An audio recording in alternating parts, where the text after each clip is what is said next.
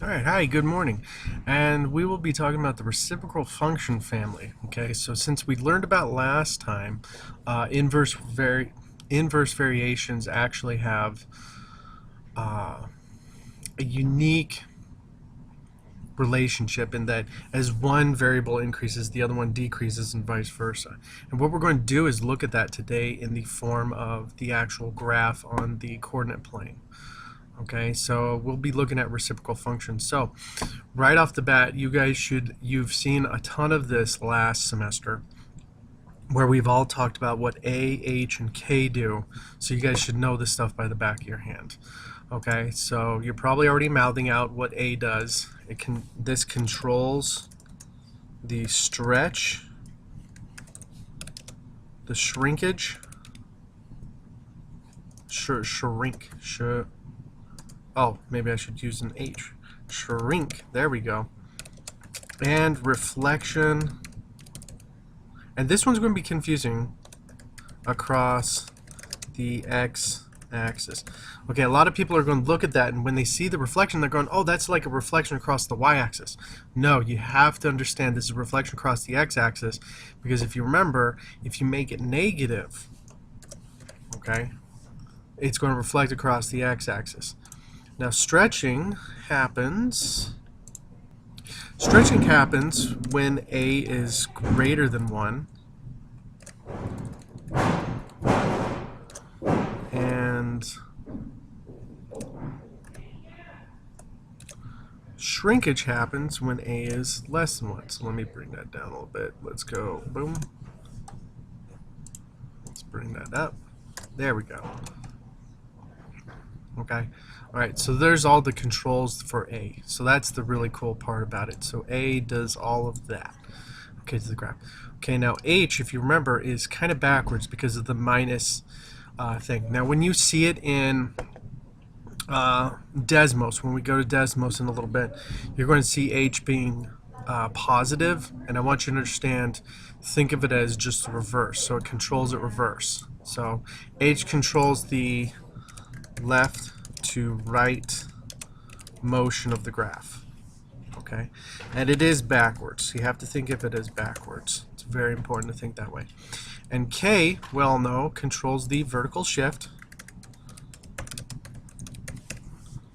and it controls the up and down motions of the graph. Now this is all compared to the parent function, which is y equals 1 over x. Okay, so we'll take a look at y equals 1 over x, and then we'll just mess around with it. And I'll show you how to use sliders.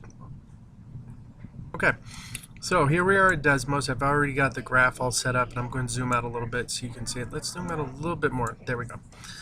Okay, all right, now I've also made a table for the information. Now, as you can see, and just remember, this is y over here. This is using function notation just to connotate what is actually being used for the graph. So this is not x equals 1 over x. It is y is 1 over x. Okay. All right. So there's the typical graph. All right. Now, if we take a look at the actual functions, as you can see, as x increases, okay, y decreases. And if we put in some more numbers in here, we'll be able to see that a little bit more clear. You can't really see it with 5 numbers, okay? Now here's a unique thing that we haven't seen with the linear functions or the quadratic or the polynomials is undefined. So this is going to be some unique stuff that we're going to be seeing a little bit later. Okay, so let's start putting in some numbers. Now if I put in a negative 1.5, which is between negative 2 and negative 1, okay, you can see that this is getting a bigger negative, which, if you remember your rules, means that it is actually getting smaller, okay? And as we increase in the, or decrease in the size, as we increase in size of x, you can see y is getting consistently smaller and smaller. So this x, even though it looks like it's not increasing, it looks like the number's decreasing. You have to remember negatives, when you get closer to 0, you're actually increasing. And with this, you're actually decreasing. So as I put in more and more numbers, negative 0.1, okay, this number is going to increase and increase even more. Okay, all right, now once again, same thing here. Now when you're putting in numbers into the table to test it out, when you're working with it, Okay, and obviously I'll turn on the graph in a little bit so you can see all the dots and everything. But when you're putting in numbers, click on the X value and then press enter, and you can input certain values. So I'd put negative 0.75. Okay, and so I just put it in there. So if I want to see what's happening between 0 and 1, I'd click on 0, press enter, and I'd put, like, let's say 0.5. There we go. Okay.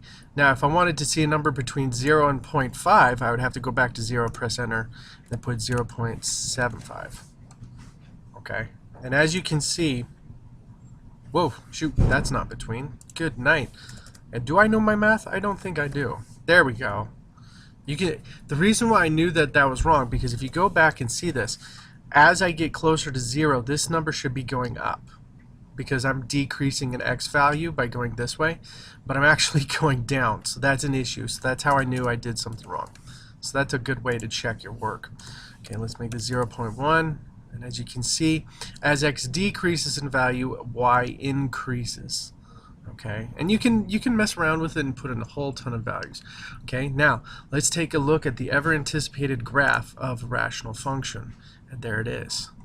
Now, it's going to look a little unique to what you guys are used to. You guys are used to something that looks like a line or a polynomial or a quadratic, and you've seen a little bit of this in Algebra 1, but in Algebra 2, we're going to definitely delve into this big time. Okay? And as you can see, I can click on the values to actually see the value as it goes. And so this is what it looks like when one variable goes up, the other one goes down. Okay, so as you can see, as X increases, okay, as X increases, Y decreases. And as X increases here, remember, closer to 0 we get, the better it is. Okay, the more, the lower, or the smaller Y gets. Okay, all right, and you can just click on the actual variables and stuff. Okay, now if you notice, if we were graphing a simple, like, come on, there we go. If we were graphing a simple equation, y equals 2x plus 3, let's turn this one off so we can just focus on the graph of that. Okay, we know that this controls the y-intercept, we know this controls the slope. Okay, that one's pretty simple. Now, if we were doing the parabola, y equals x squared, okay, so we would know how to work with this stuff. Okay, y equals x squared.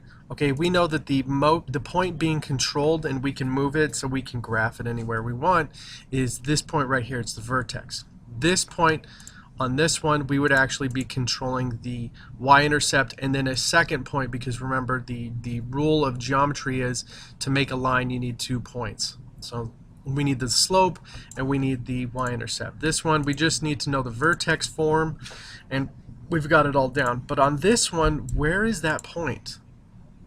And I like to pretend that that point is actually this. It is the point right in the middle. I like to call it the bullseye. Okay, so we are actually controlling where the bullseye goes. Okay, and this bullseye will actually be our negative h. Oops. Let me change that. Let's go. Let me scroll down a little bit so you can see it. Let's go negative h. It's going to be the opposite of h, comma k. Okay, so that number will always be the negative h and k. So that's the number that's going to be controlled. So wherever I move this is wherever I move this actual graph. Now, let me get set up so you guys can see how to work with the actual sliders. Okay, so here we go. When you're setting it up, when you're trying to set up sliders so you can actually manipulate the stuff and see it, you just want to type in the letters as they appear. So I'm going to type in y equals a. Obviously, this is just a simple straight up line. Okay. All right, and we go the division sign, it's going to bring us underneath. Now, I like to put in parentheses because it helps me. Desmos is pretty smart. You don't need the parentheses, but honestly, if you're using your TI calculators, you do need the parentheses. Then I'm going to have x plus h. Remember, I said I'm going to go opposite here. Now, if you notice, it's going to start saying add sliders. We're going to wait until we put in the plus k. Okay. Now, adding a slider means I can add variable values to these, and that's what I want. So I'm going to press all, And voila, I have sliders that are starting at 1. Okay, now I want A to be 1. Let's make H 0. Let's make K 0. Okay, right? All right. Now, as you can see, H is, well, let's mess with K first. And remember, I'm also looking at the point, negative 8, well, shoot, H, comma, K. And this is going to take some time to actually mess around with it. This is going to be kind of cool. Okay, now that's going to be my middle focus point. So if you had to draw this graph by hand, you would actually have that, okay? All right. Okay, so I do need it. All right. I just need to test it out real fast to make that negative. There we go. There we go. That's beautiful. Okay.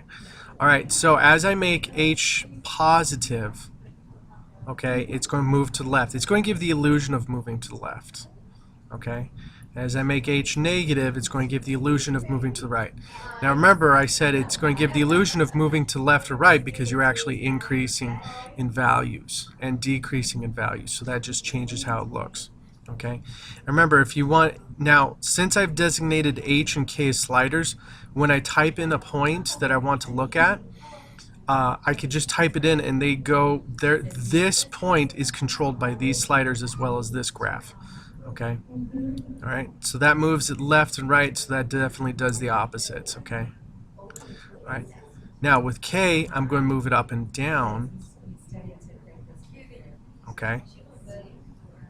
All right, and that's pretty simple. If K is positive, it moves it up. If K is negative, it moves it down, so that's pretty nice, okay? All right, now A, we said controls stretch and the shrinkage and the actual reflection about the x-axis. So as we make A bigger, it stretches away from the middle, okay? And as we make it smaller, now we have to go between 0 and 1 to get this. It's actually making it smaller, making it more constricted. And once we make it negative, then it's flipped over the x-axis, okay? I'm going to make this a darker color because that's not dark enough. There we go. Okay. All right. And as you can see, as I make it more negative, it makes it more stretched out away from the I like to call this the vertex of the reciprocal function. So, you know, okay. All right. And as you can see, when it's between 0 and or negative 1 and 0, that it's also going to shrink it just like its positive counterpart. Okay. All right, so here's the parent function. If you wanted to mess around with it, you could just kind of manipulate it like this.